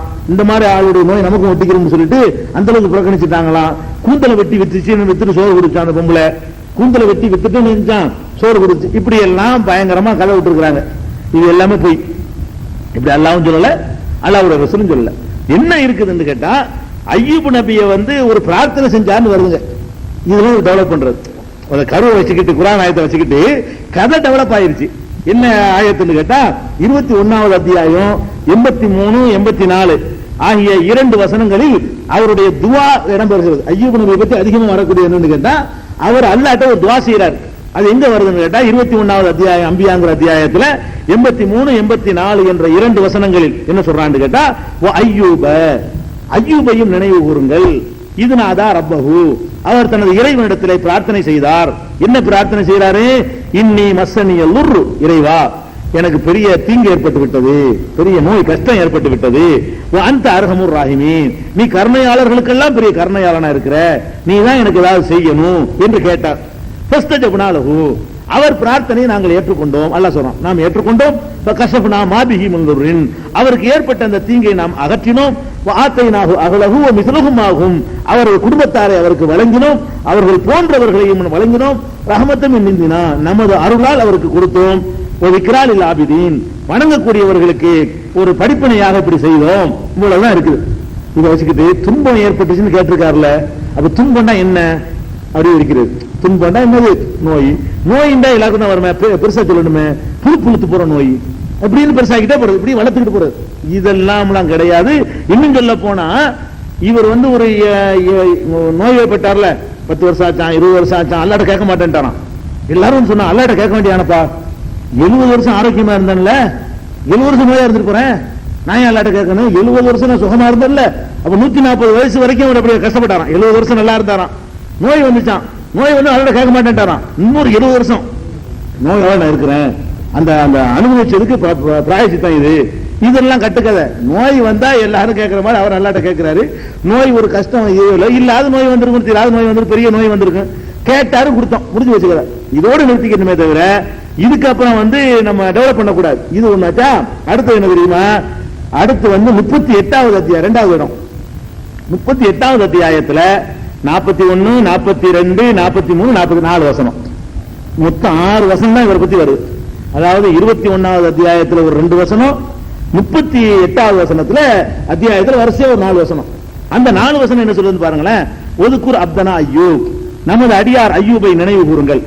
இதுநாதா ரப்பஹு, அவர் தனது இறைவனிடத்திலே பிரார்த்தனை செய்தார். இன்னி மஸ்ஸனிய ஷைத்தானு பினுசுபின் வ அதாப், ஷைத்தான் எனக்கு பெரிய அதாபையும் வேதனையையும் எனக்கு பெரிய கஷ்டத்தையும் தந்து விட்டான். ஷைத்தான் ஏன் சொல்றாருன்னு கேட்டா, கெட்ட விஷயங்களை ஷைத்தானோட சேர்க்கிறது ஒரு மரபு. நபிமார்கள் அப்படிதான் செய்வாங்க. நீ எனக்கு கெட்டதை தந்துட்டேன்னு சொல்லக்கூடாது. யாரெல்லாம் அந்த ஷைத்தானால இப்படி வந்துருச்சேன்னு சொல்லி கேட்கறது மார்க்கத்தில் தப்பு இல்லை. அல்லாஹ் அவர் கேட்டதை சொல்லி காட்டுறதுனால நம்மளும் கேட்கலாம். ஷைத்தான் இந்த மாதிரி எனக்கு வேதனை தந்துட்டான், ஷைத்தான் எனக்கு பெரிய சோதனை தந்துட்டான் அப்படின்னு சொன்ன உடனே இது 41வது வசனம். 42 அல்லாஹ் என்ன சொல்றான்னு கேட்டா, அப்ப உடனே பிரார்த்தனை ஏத்துக்கிட்டான். உருக்குல் ரிஜிலிக்க, உன்னுடைய காலால் ஒரு மிதி மிதிப்பீராக. மிதிச்ச உடனே ஹாதா முகுத்த சலுன் பாரிதும் சராப், அந்த இடத்துல ஒரு குடிபானம், குளுமையான ஒரு குடிபானமும் குடிக்கக்கூடிய தண்ணீரும் குளிக்கக்கூடிய தண்ணீரும் உடனே அங்க தோன்றியது அப்படின்னு நல்லா சொல்றான். அவர் நோய்வாய்ப்பட்டாரு, அல்லாஹ் என்ன பண்றான், நோய் ஆகின்றவன ஆயிரும், போன்றவன போயிரும். அப்படி செய்யாம ஒரு தண்ணீரை அங்க உருவாக்கி குளிக்க சொல்றான்ல, குளி போயிடும். அந்த தண்ணியை கொஞ்சம் குடிச்சு விட்டு குளி, அதுல மருத்துவத்தை எல்லாம் வைக்கிறான். சும்மா ஆக்க முடியும் அல்லாவுக்கு. அவன் ஒவ்வொரு காரியத்தை ஒவ்வொரு ஸ்டைல செய்வான், ஒரே ஸ்டைல்லாம் கிடையாது. ஒருவர் ஆகுமா, ஒருவர் இப்படி செய்வான், ஒருத்தர் அப்படி செய்வான், ஒரு சத்தத்தை போட்டு அழிக்குவான், ஒரு தடவை என்ன செய்வான், வெள்ளத்தை கொடுத்து அழிப்பான், ஒரு தடவை வறட்சியில போட்டு அழிப்பான். அவனுக்கு பல வழிமுறைகள் இருக்குது. அந்த மாதிரி சொன்னான்னு சொல்லி 42 இருக்குது. அதுக்கடுத்து அகலகு, அவரது குடும்பத்தாரை அவருக்கு நாம் அன்பளிப்பாக கொடுத்தோம். அவங்க எல்லாம் ஒதுங்கி போயிருப்பாங்கன்னு விளங்குது. என்ன விளங்குதுன்னு கேட்டா, இவர் கொஞ்சம் கஷ்டப்பட்டு விட்டுட்டு போயிட்டாங்க, அப்பதான் அன்பளிப்பா கொடுக்க முடியும். கஷ்டப்பட்டு விட்டுட்டு போயிட்டாங்க. அவர் குடும்பத்தாரை அவருக்கு அன்பளிப்பா கொடுத்தோம். எல்லாம் தெரிஞ்சு நோய் போடணும் வாங்கன்னு சேர்ந்துக்குவாங்க. அதான் நடந்திருக்கு. மிஸ்லகும் ஆகும், அவர்களை போன்றவர்களையும் கொடுத்தோம். 4 புள்ள இருந்தா 4 புள்ள சேர்த்து கொடுத்துட்டான்ல. ரஹமத்தம் மின்னா, நமது அருளால் கொடுத்தோம் என்று சொல்லி 43வது வசனம் சொல்லிடுறான். அதுக்கடுத்து 44 என்ன செய்யறான்னு கேட்டா, உமது கையால் ஒரு புல்கட்டை எடுப்பீராக, 44 அதை கொண்டு அடிப்பீராக, சத்தியத்தை முறிக்க வேண்டாம் அப்படின்னு சொல்லி 44 சொல்றான். உடனே இருக்கு ஒரு கதை. இந்த 44வது வசனத்துக்கு என்ன இருக்கு? ஒரு கதை. என்ன கதை? அவர் பொண்டாட்டியை 100 தடவை அடிக்கிறா, சத்தியம் பண்ணிட்டாராம். எனக்கு குணமானா 100 தடவை அடிக்குவேன் பொண்டாட்டிய. இப்படி யாராவது சத்தியம் பண்ணுவாங்களா? ஒரு நபி பண்ணுவாரா? பண்ண மாட்டாரு. இவர் குணமாவதுக்கு பொண்டாட்டி அடிக்கிறதுக்கு என்ன சம்பந்தம்? இவருக்கு நியத் பண்ணாராம், எனக்கு குணமாச்சு என் பொண்டாட்டியை 100 தடவை அடிப்பேன் அப்படின்ட்டாராம். அப்ப சத்தியம் பண்ணிட்டாரு. அல்லாஹ் என்ன பண்ணா, சத்தியம் பண்ணிட்டேன்னு சொல்லிட்டு ஒரு புல்கட்டு எடுக்க வேண்டியது. புல்லுல 100 இருக்கும்ல, கீத்துக்கிட்ட நீர் 100 இருக்கும்ல, ஒரு தடவை அடிக்க வேண்டியது. 100 அடி அடிச்சாச்சு. 100 தடவை அடிக்கிறது சத்தியம் பண்ணலப்பா. 100 இதழ் கொண்ட ஒரு புல்கட்டை எடுத்து ஒரே அடி, சத்தியம் முறிந்து விட்டது அப்படின்னு அல்லாஹ் சொன்னா அப்படின்னு ஒரு கிஸ்ஸாவை என்ன பண்ணிட்டாங்க, இவங்க எழுதி வச்சிருக்காங்க. இதெல்லாம் கிஸ்ஸா, அல்லாஹ் சொல்லல. அப்படி அல்லாஹ்வுடைய ரசூல் பொண்டாட்டி அடி நீங்க சொல்லப்படவே இல்லை. இங்க என்ன இருக்குன்னு கேட்டா, புல்கட்டை எடுத்து அடின்னு இருக்குது. அது ஒரு மருந்து உள்ள புல்கட்டா இருக்கு, மேல அடிச்சு வச்சிருப்பான் அல்லாஹ். அதாவது தண்ணி எப்படி மருத்துவமாச்சு அது தொடர்பு வருது. தண்ணியை தண்ணியில குடிக்க சொல்றான், தண்ணியை குடிக்க சொல்றான். அங்கே ஏதோ மெடிசன் உள்ள மூலிகைகள் ஏதாவது இருந்திருக்கு, எடுத்து புல்கட்டை எடுத்து அடிச்சு கேட்கிறான். பொண்டாட்டி அடி நாங்க சொல்லல, பொண்டாட்டி நாங்க இல்லாம பிராக்கெட் போட்டு சேர்க்கிறாங்க. குர்ஆன்ல அப்படி மனைவி அடின்னு சொல்லப்படவே இல்லை, அந்த கருத்து தரவும் இல்லை. ஒரு நபி அப்படி செய்யவும் மாட்டாரு. ஒரு நபி இந்த மாதிரி கெட்ட சத்தியம் பண்ணா முறிக்கணும். மார்க்கத்தில் என்ன இருக்கு? ஒரு தீய சத்தியத்தை பொண்டாட்டி அடிக்கிறேன்னு சத்தியம் பண்ணி நிறைவேற்றணுமா? தொழுவுறேன்னு சத்தியம் பண்ண தொழுவு, நோன்பு வைக்கிறேன்னு சத்தியம் பண்ணா நோன்பு போய், இவனை கொல்லுவேன்னு சத்தியம் பண்ணா கொல்லுவியா நீ? அப்ப என்ன வரணும்? சத்தியத்தை முறிக்கணும். பொண்டாட்டி அடிக்கிறேன்னு ஒருத்தர் சத்தியம் பண்ணாருன்னு சொன்னா சத்தியத்தை முடிச்சுட்டு அதுக்கு நோம்பு வச்சு பரிகாரம் செய்யணுமே தவிர என் பொண்டாட்டி யாராலும் வெட்டுவேன்னு நான் சத்தியம் பண்ணிட்டேன், கொண்டா கையை வெட்ட போறேன், இப்படி செய்யலாமா? நீங்க செய்யலாமா? நாங்க செய்யலாமா? ஒரு நபி செய்வாரா? அப்படி ஒரு மார்க்கம் இருக்குமா? அல்லாஹ்வுடைய மார்க்கம் அப்படி இருக்காது. பொண்டாட்டி அடிக்கிறேன் சும்மா நீங்களா ஒரு கற்பனை பண்ணி சேர்த்துருக்காங்க. ரசூலுல்லாஹ் சொல்லிருப்பாங்க, தேடி பார்த்தோம், அப்படிலாம் கிடைக்கல. என்ன இருக்குன்னு கேட்டா, உன்னுடைய கையில புல்கட்டை எடுத்து அதை கொண்டாடி அவர் மேல அடிச்சுக்கிடுவார். அவர் மேல இந்த தடை விட்டா சில மூலிகைகள் தடவுனா இதாகும் இல்லைங்க, அது மாதிரி என்னமோ எல்லாம் பண்ணிருக்கிறான். அப்படித்தான் விளைவிக்கணுமே தவிர மனைவி அடின்னு சொல்லி வரக்கூடாது. இன்னும் சொல்ல போனா இதை முடிக்கும் போது எல்லாம் என்ன செய்யறான்னு கேட்டா, இன்னா வஜதுனாஹு சாபிரன், அவரை ரொம்ப பொறுமைசாலியாக நம்ம கண்டோங்கிறான். பொறுமை இல்லாதுன்னு காட்டுறாங்க. பொறுமைசாலி சர்டிபிகேட் கொடுக்குறான் அல்ல. இவர் என்ன செய்யறாரு? கோச்சிட்டு பொண்டாட்டி 100 தடவை அடிப்பேங்கிறாரு. இது ஒரு பொறுமைசாலி செய்யற வேலையா? அல்ல எந்த ஆயத்துல ஒரு பொறுமைசாலின்னு காட்டுறானோ அந்த ஆயத்தை வச்சுக்கிட்டு பொறுமை இல்லாதன்னு காட்டுறாங்க. அந்த ஆயத்தை வைத்துக்கொண்டு என்ன செய்யறாங்க? அவர் பொறுமை இல்லாத அவசரக்காரரா காட்டுறாங்க. ஒண்ணு. அடுத்து ஒரு பாயிண்ட் வழங்கன்னு, நாம ஒரு சத்தியம் செய்யறோம். சத்தியம் செய்யறோம்னா என்ன சத்தியம் செய்யறோம் மனசுல நினைக்கிறோம், அதுதான் சத்தியம். இவர் 100 தடவை அடிக்கிறேன்னு சத்தியம் பண்ண வச்சுக்கிறோம். அடிக்கிறேன்னா புல்கட்டில் அடிக்கிறேன் சத்தியம் பண்ணாரு. அடிக்கிறேன்னா நெசமா ஆட்டி சவுக்கு எடுத்து 100 தடவை அடிக்கணும். அதனால அவர் செஞ்ச சத்தியம். செஞ்சதுல நிறைவேற்றணும்.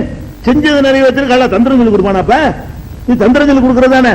அப்ப அந்த மாதிரியான ஒரு கற்பனை எல்லாம் கட்டி வச்சிருக்கிறாங்க. அவர் பொண்டாட்டி அடிக்கவும் கிடையாது, அதுக்கு எந்த ஒரு சான்றும் கிடையாது. புல்கட்டை கொண்டு அடின்னு தான் இருக்கு. சத்தியத்தை முடிச்சிடாதுன்னு அது தனியா வருது.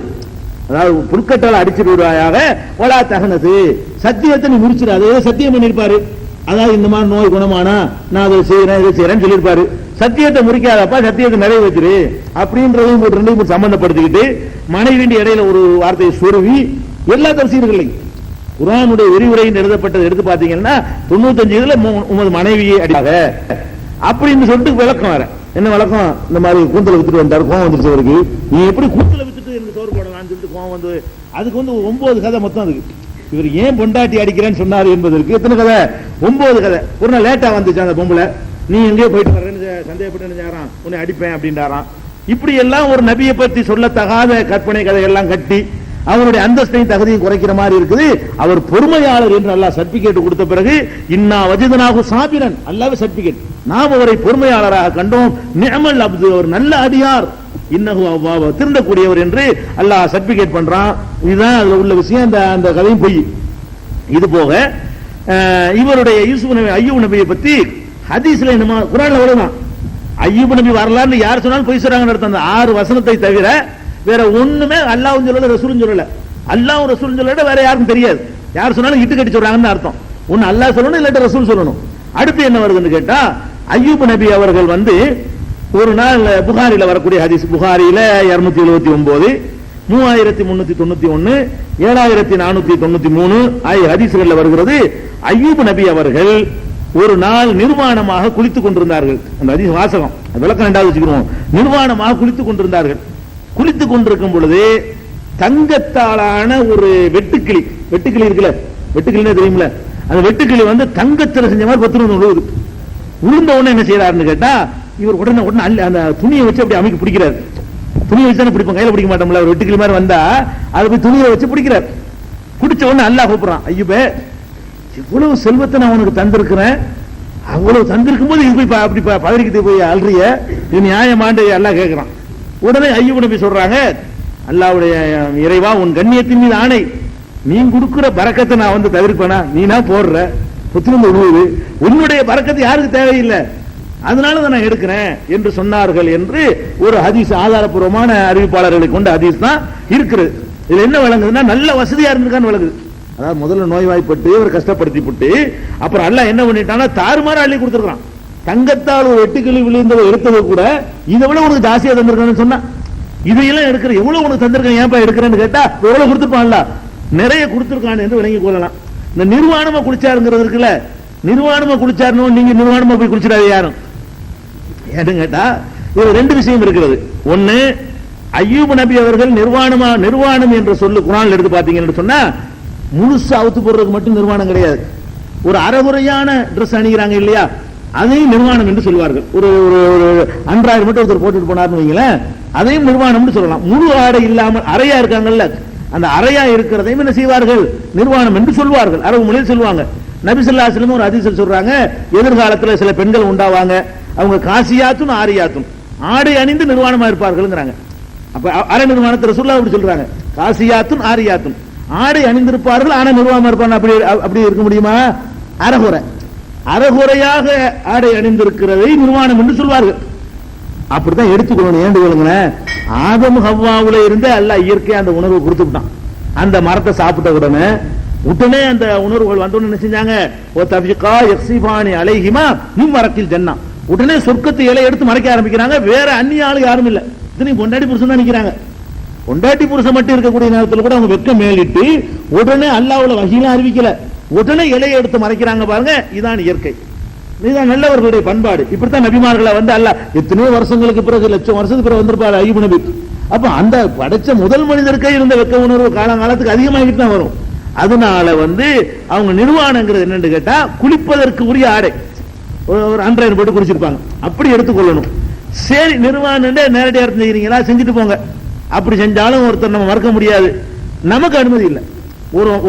ஒரு முந்தைய சமுதாயத்துக்கு அனுமதிக்கப்பட்ட எத்தனை விஷயங்கள் நமக்கு அனுமதிக்கப்படல. நபிகள் நாயகம் ஸல்லல்லாஹு அலைஹி வஸல்லம் அவங்கள்ட்ட வந்து ஒருத்தர் கேட்கிறாரு, அப்ப வந்து நிர்வாணமா ரசூலுல்லாஹ் குளிக்க கூடாதுங்கிறாங்க. ஒருத்தர் கேட்கிறாரு, நாங்க தனியா, நாங்க மட்டும் இருக்கும்போது, நான் மட்டும் தனியா இருக்கும்போது அப்படி நிர்வாணமா எல்லாத்தையும் அவுத்து போட்டு குளிக்கலாமா என்று கேட்ட உடனே நபிகள் நாயகம் ஸல்லல்லாஹு அலைஹி வஸல்லம் சொல்றாங்க, வல்லாஹு அஹக்க யுஸ்தஹியா மின்ஹு, ஏப்பா அல்லாஹ்வுக்கு வெட்கப்படணும்ல, நீ யாரும் இல்ல அல்லாஹ் பார்த்துட்டு இருக்கான்ல, அல்லாஹ்வுக்கு வெட்கப்படணுமா இல்லையா? அப்ப ஆடையை விளக்குதல் என்பது அதற்கு தேவைப்படுகிற இடங்களில் தான் விளக்கணும். அதுக்காக வேண்டிய ஆடையை உடுத்திக்கிட்டே போய் பாத்ரூம் போயிடக்கூடாது, ஆடையை அவுக்க கூடாதுன்னு சொல்லி ஆடை இல்லாம தான் பாத்ரூம் போகணும், மனஜனம் கழிக்கணும். ஆடை இல்லாத அந்த மாதிரியானதுக்கு தப்பு இல்லை. குளிக்கிறதுக்கு ஆடையை எடுக்கணும்னு அவசியம் இருக்கா? அது தேவையில்லை. அதனால வந்து அந்த மாதிரியான குளிக்கிறதுக்கு வந்து நீ அல்லாஹ் வெட்கப்பட்டுக்க, அல்லாஹ்னு ஒருத்தர் இருக்கான், இந்த இடத்துல தேவைதானா, இது அவுத்து ஆகணுமா அப்படிங்கிற ஒன்னு உனக்கு வரல, இல்ல அல்லாஹ் வெட்கப்பட்டுக்க. சில நேரத்தில் வேற மாற்று ட்ரெஸ் இருக்காது, ஒண்ணுதான் வச்சுக்கிட்டு இருப்பான், உடம்புலாம் ஒரு டயர்டா இருக்கும், ஒரு வழியா இருக்கா, யாரும் இருக்க மாட்டாங்கன்னா அது ஒரு விஷயம், நிர்பந்தது. அது வந்து அது அல்லாஹ்வுக்கு ஏத்துக்கிற விஷயம் காரணம். அது வேற ட்ரெஸ்ஸே இல்ல, அதே அவுத்து வச்சுட்டு குளிச்சிட்டு கொடுத்துட்டு போய்கிட்டு இருக்க வேண்டியது, அது தப்பு கிடையாது. இருக்கும்போது நல்ல வசதிகளா இருக்கக்கூடிய நேரத்தில் செஞ்சிடக்கூடாது, அல்லாஹ்வுக்கு வெட்கப்படணும்ட்டாங்க. இதை விளங்கிக்கிறதுன்னு அடுத்து இதுதான் அய்யூப் நபியை பத்தி கிடைக்கிறது. இன்னொன்னு என்ன இருக்குன்னு கேட்டா, அந்த அய்யூப் நபிக்கு வந்து இந்த நோய் நிவாரணம் கிடைச்சிச்சுல, அது ஒரு புதன்கிழமை தான் கிடைத்தது. இன்னொரு கிழமை வேற எக்ஸ்ட்ரா சேர்த்து, அது என்ன கிழமையா இருந்தா என்ன, நமக்கு புதன்கிழமை கிடைச்சா என்ன, நமக்கு வெள்ளிக்கிழமை கிடைச்சா என்ன, நோயிலிருந்து நிவாரணம் கொடுத்தாருன்னு போயிட்டு இருக்கணும். ரசூல் ஸல்லல்லாஹு அலைஹி வஸல்லம் எழுதி வச்சுக்கிறாங்க. இப்னு மாஜாவுல 2 ஹதீஸ் இருக்கிறது. அந்த 2 ஹதீஸ்லயுமே உஸ்மான் பின் மத்தர் என்பவரும் ஹசன் பின் அபி ஜாஃபர் என்பவரும் அடுத்தடுத்து அறிவிக்கிறாங்க. 2 பேருமே பலவீனமான ஆட்க, 2 பேரும் அறிவிக்கிற எந்த செய்தியுமே ஹதீஸ்களை அறிஞர்கள் ஏற்றுக்கொள்வதில்லை. இவ்வளவு அய்யூப் நபியை பத்தி கிடைக்குது. பலவீனமான இந்த ஹதீஸ் ஒன்று கிடைக்குது, அந்த நிர்வாணமா குளிச்ச ஹதீஸ் ஒன்று கிடைக்கிறது, 6 ஆயத்து கிடைக்கிறது. இதை தவிர அய்யூப் நபியை பத்தி என்ன சொன்னாலும் நீங்க வந்து என்ன உண்மை அதை மட்டும் வச்சுக்கிட்டா போதும், பாக்கி எல்லாம் பொய்யின்றலாம். பாக்கி நீங்களே படிச்சு பார்த்து நீங்களா கழிச்சுக்கலாம். இது இல்ல இது இல்ல இது இல்லன்னு கழிச்சுக்கலாம். இது அய்யூப் நபியுடைய வரலாறை முடிச்சுட்டா. எத்தனை போயிட்டாங்க வரைக்கும்? 3. இன்னைக்கு 3. மொத்தம் எத்தனை போயிருக்கு? ஆதம் அலைஹிஸ்ஸலாம், இத்ரீஸ் அலைஹிஸ்ஸலாம், நூஹ் அலைஹிஸ்ஸலாம், நூஹ் அலைஹிஸ்ஸலாத்துக்கு அடுத்து ஹூதுக்கு அப்புறம் சாலிஹ், அதுக்கப்புறம் இப்ராஹிம் அலைஹிஸ்ஸலாம், அப்புறம் இப்ராஹிமுக்கு அப்புறம் இஸ்மாயில், இசாக்கு, யாக்கூப், யூசுப் வரைக்கும் வந்தாச்சு. எதுனாச்சு? யூசுப், அப்புறம் லூத் நபி ஒண்ணு, ஷுவைப் நபி ஒண்ணு, அப்புறம் கூட நபி என்ன, அய்யூப் நபி ஒண்ணு. எவ்வளவு ஆச்சு? நீங்க 13. எத்தனை ஆச்சு? 13.